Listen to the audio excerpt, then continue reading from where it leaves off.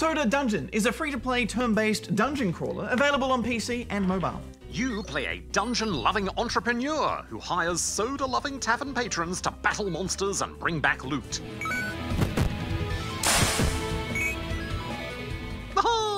So much loot. Guys, right off the bat, this game had its hooks into me.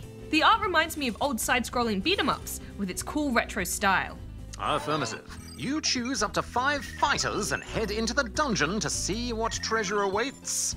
The lowest level fighter is your standard soda junkie, but by stocking your tavern with different soda flavors, you can attract conjurers, ruffians, thieves, healers, and more.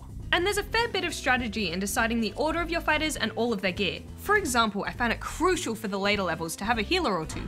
I'd give them lots of armor, so they didn't hit as hard, but it meant they had enough health to stay alive so that they could keep everyone else alive.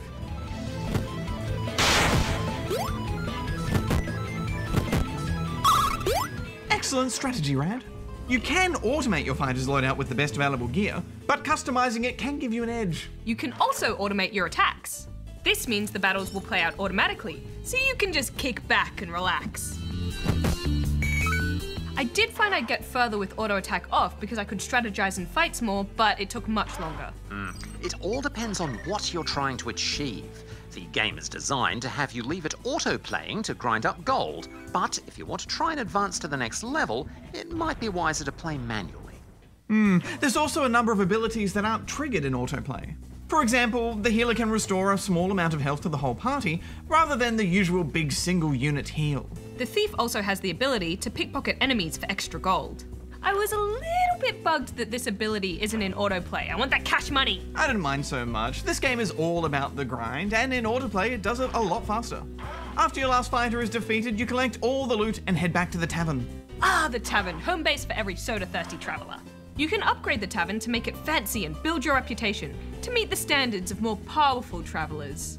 Yes, you can't expect a dark mage to be seen in an establishment without the proper decor, of course. Of course. You can also eventually recruit the tavern employees. Each comes with a legendary weapon! But unfortunately, we haven't unlocked them. Yet. Yes, it can take quite a while to unlock them too. The dungeon has 100 levels, with a mini-boss every 5 levels and a boss every 10 levels. At the end, there's a big boss, and after you defeat it, you have the option to warp to the next dimension!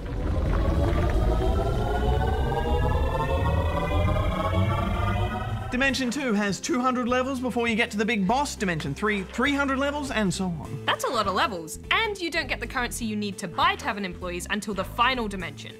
New dimensions give you new enemies to fight, and a soda relic that buffs your fighters.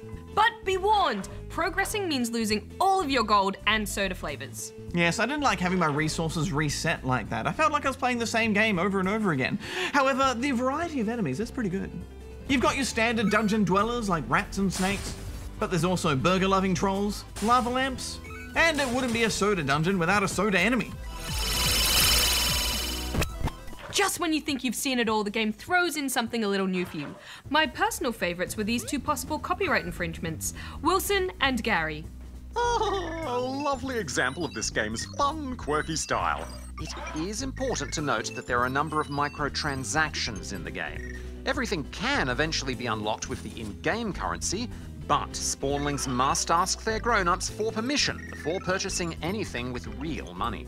That is a very good point, Darren. Although I didn't feel like I was being pushed to spend money, which is really good. Yeah, I think they got the balance pretty right there. Final thoughts, Rand? If you're willing to embrace the grind, there's a lot of fun to be had here. I'm giving it 4.5 out of 5 rubber chickens. Yeah, I had a good time. I'm giving it 3 out of 5 rubber chickens.